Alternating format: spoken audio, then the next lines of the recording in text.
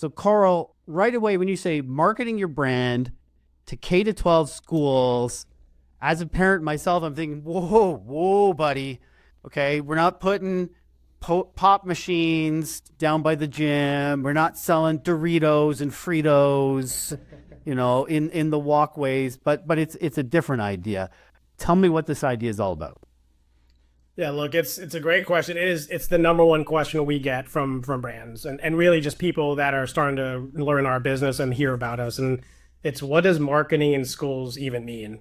Seems like a sensitive subject. Well, when a company or a brand, thinks about their marketing the brand to the general public and their advertising or their PR campaigns, it's usually focused on what that company is or what their product does or offers to the consumer. It's all about the company or their product. Well, marketing in schools is completely different. We have flipped it on its head. We have flipped the concept of marketing on its head. It's about partnering with a school, not marketing to them. Partnering. We tell our brand clients all the time that if your messaging is going to be about you, it's not going to work. It just won't. It needs to be about the school, what they need, or what kind of value they can bring to the school community, which, by the way, includes teachers and faculty and even the parents, but all to the benefits of the students. And really, with budget cuts happening in schools across the country, you'd really be surprised how little it takes to make a school happy. And it's not always about money. And we'll talk about this, but in fact, with the thousands of schools and districts that we work with, and even with the principals, the athletic directors, the teachers, the school counselors, and even PTAs, the number one request we receive from administrators by far is that they need more ways to recognize and reward their students, their teachers and faculty. And it's not money, it's recognition. And so teachers themselves, we're hearing of them and spending their own money buying gift cards to reward a student for an accomplishment or a teacher for doing something great. And a lot of the times it's food, it's restaurant gift cards that they're buying. This is just one example of the value that a brand like a restaurant company can bring. And really, it's about how we can make an impact in a student's or teacher's life. We just finished, when we first met, I told you about a program we ran with Kleenex, and we just finished a nationwide program with Kleenex and Costco called Heroes of the Classroom. We received nominations for stories of celebrating strength and life-changing impact by teachers in the classroom. We received, we made a top 10 nominations and narrowed it down, and those teachers received $1,000 for themselves and $1,000 for their school, and they were so happy. But honestly, the best story that came from this program was the grand prize winner. Her name was Lauren. She's a special needs teacher in Chicago. She's been a teacher, I think, for 19 years. She's always been passionate about special needs kids and helping kids. One of her own sons, Frankie, is actually a special needs. He was diagnosed with epilepsy and has a traumatic brain injury. So she has a very unique understanding and perspective of working with special needs, actually kids and their parents, to be honest. As the grand prize winner, she received $5,000 for herself, $5,000 for her school. But what made the story even more special is that we found out her and her husband were building a special room in their house to accommodate for Frankie and his medical needs. Mm-hmm. They were able to pay it off with the $5,000 she got from this program. So Lauren's one of those teachers that just defines epitome of strength and impact in the classroom. And, the teachers are the heroes, as we all know. So. Okay, so I love the story because it's brands doing good things for good people. But if I'm Kleenex and I put my sponsorship dollars into this, and there's awards recognition for kids, the special needs story you told was beautiful, but awards recognition for kids, for teachers aren't buying their own paper to give to the kids. I don't know if they use paper anymore. I'm thinking they do. Oh yeah, sure. Oh, but physical items is a big. But do I sell more Kleenex as a result? That's going to be the question from a lot of sponsors, right? Well, I haven't sold more Kleenex. I'm not doing this anymore. You know what's interesting? You are a stories and strategies, and you're a PR podcast. Well, this budget was a PR budget. If you think about that, what are the KPIs? That's what I'm asking. So how do I know it's succeeding? Great question. KPIs was not driving sales. That was not the number one. Of course, they want to drive sales. Kleenex is celebrating their 100th anniversary, so they partnered with Costco to celebrate teachers. They decided they want to go. That's nothing to sneeze at. I had to say it. Ready? Go. So honestly, the KPIs for us we had to define them, and they were simple from the beginning. brand awareness and engagement. And yes, so hard to define, you know, social posts and stories from teachers and the parents and stuff like that. So very qualitative, not quantitative. Okay. Yeah. Let me break that apart. Brand awareness and engagement. Let me split those into two different questions. Awesome, one at a time. At the awareness level, if I'm Kleenex and I put my money into this program, I gain awareness amongst the students, the faculty, the teachers, and school admins, principals, blah, blah, blah.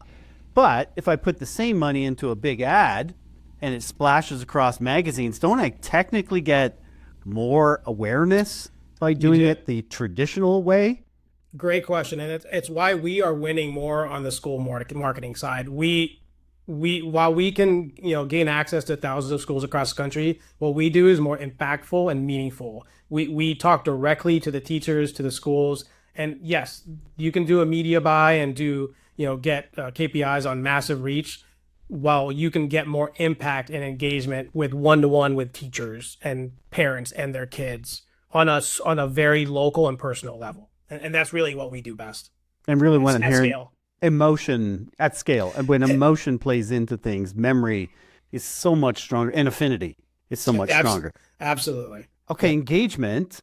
If engagement is part of my KPIs, how am I measuring that? Am I looking at how many times do people tweet or post, hey, thanks Kleenex for the grand prize award kind of thing? How do I measure engagement on that? Very, very tough. A lot of our programs, including the Kleenex and Costco program, was really measured on, it was qualitative in that we had a lot of thank you notes and pictures from the school, from teachers and schools that even nominated. We got thousands of nominations, and it was just about the stories that got submitted. So very, very tough question, very good question. But what we call proof of performance, we get pictures and thank you emails and thank you letters from teachers and schools and athletic directors thanking us and thanking the brand for everything that they remember. So that's the type of what we call proof of performance that we receive. Okay, I got another question. I've mentioned Kleenex about 6 times now. What's another sponsor, just so I can pump somebody else's tires? Well, what's on? We have a lot. We work with some great brands. Give me another big one so I can ask my question. Look, Jersey Mike's. Love Jersey Mike's. Recently in the news as well. They're expanding into Canada. I think they have already. So. Yep. Oh, love Jersey Mike's. No, awesome. Welcome. I always have some Jersey Mike's. I've mentioned that a few times now. If I'm Jersey Mike's, and I'm thinking about taking this approach to including it as part of my marketing plan, there must be a point at which we take a principles-based approach. What are the principles and values that I should be looking at to put into my marketing plan? Of course, that align with the company's values and mission and all that. What are the principles that stand out? So if I'm Jersey Mike's, maybe this is a program for me. It's actually great that I gave you Jersey Mike's as an example. Not only because Jersey Mike's helped launch our company. Several years ago, Jersey Mike's came to us, and I have a great relationship, long-standing relationship with them. They said, hey, we it's not about driving sales for us, and to answer your question, it's about engaging with the local communities and making impact. So to answer your question, it's a simple answer.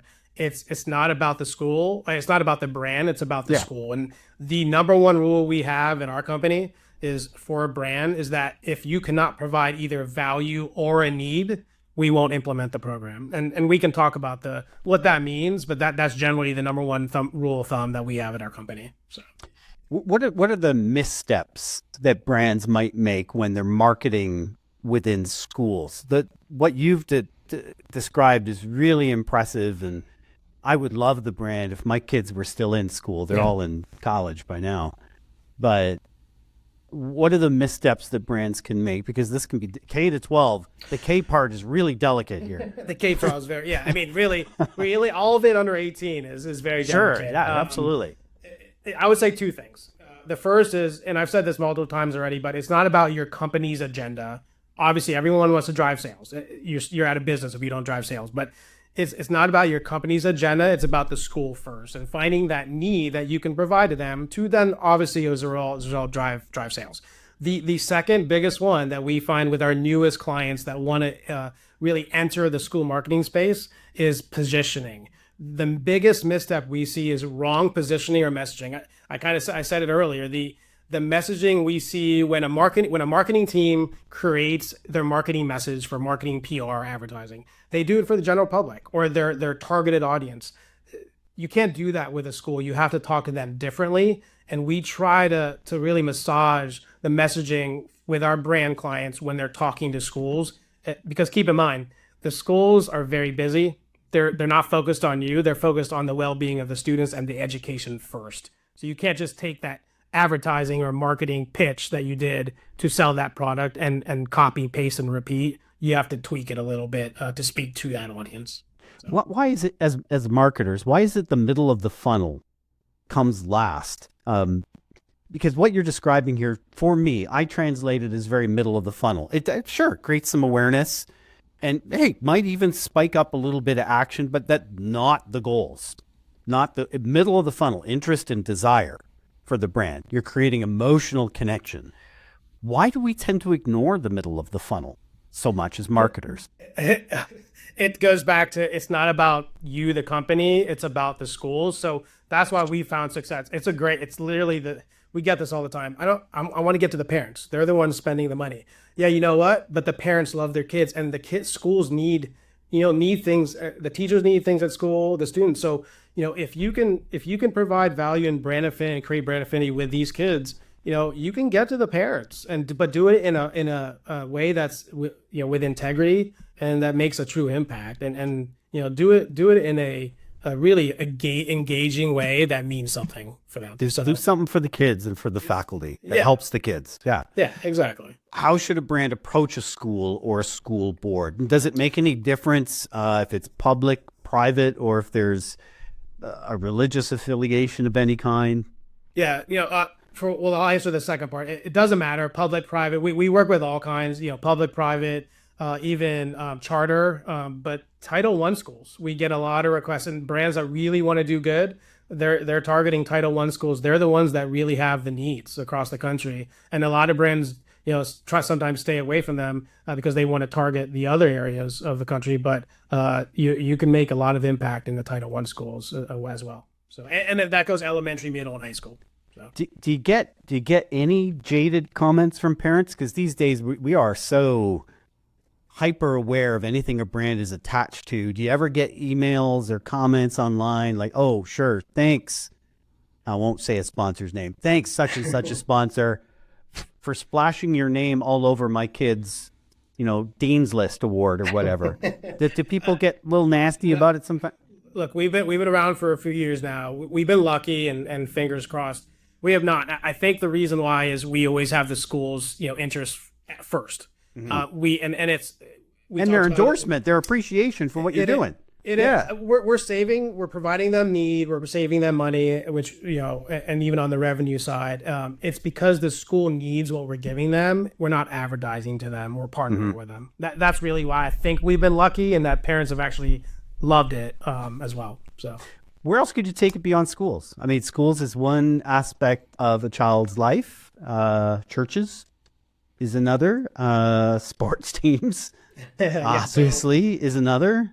I would say we fit we fit within local marketing budgets. We fit in really marketing budgets that for brands and PR agencies that want to engage in communities. So to answer your question, if you think about it, communities are not just schools. They're churches, they're youth groups, they're clubs. There's a lot of different ways to go about this. And really, with you being in Canada, we're currently in the States. We have done some programs in Canada with one of our clients, Planet Fitness. But we could expand beyond the United States as well. But there's over 100,000 schools K through 12 just in the United States alone. So perfect. You shared a couple of success stories. I'll put you on the spot to try to share a third success story for me, to mention a brand, how they got involved, how it helped the school or schools or all the kids or the faculty. Just love to hear another success story from the program. Yeah, I mean, I would say there's definitely a few. I mean, I would say, for example, Kroger. Kroger is a Kroger. national, Yep. Kroger's a national, and some people may know them as Ralph's in the West Coast in California because they own a bunch of brands. We do a lot of high school sports sponsorships. We really do, and Kroger came to us, and we ran a program for them across 17 states this past football season, and they decided to make an impact through high school football. And as you know, college football, NFL, Yep. big fan as we talked about already. But they decide they want to engage with their local communities through high school football and cheerleaders. So we created a two-pronged approach program for them. One that was giving back to the schools and donating money to the school, doing a check presentation, having the band and the football team visit the Kroger, doing a pep rally. And then, we did a check presentation on the field. And then secondly, which we do a lot of, is what we call our student athlete recognition. I already said, I said one of the things is recognition. How do we create recognition reward certificates for student athletes, for coaches or athletic directors to reward their student athletes for doing good? So we created a umbrella program called the Kroger High School Student Athlete Award. The coaches were able to reward their student athletes weekly throughout the football season, and they got a gift card from Kroger and got recognition on the school's social media and stuff like that. So it was a fun, engaging program that impacted the school's immediate budgets, but also engaged the parents and the fans of the football games. See, and I like that when kids get involved in competitive sports. My kids did, but what they learned, none of them went on to a professional league, but what they learned was, I'll get out what I put in. I'll get friendships out of this, friendships that have lasted, but the hard work that they put in, that's thankless, sweat, tears, hopefully no blood, but the work that they put in, they'll get out of it in the end. And now I've got kids applying that in their psychology degree, in their finance courses, and my third son is taking economics and applying it the same way. That's what kids get out of sports. So recognition is so important. Yeah, I really appreciate this, Karl. I appreciate your time today. No, thank you for having me. I enjoy your podcast, and the content's really engaging and thoughtful, and I really enjoyed it.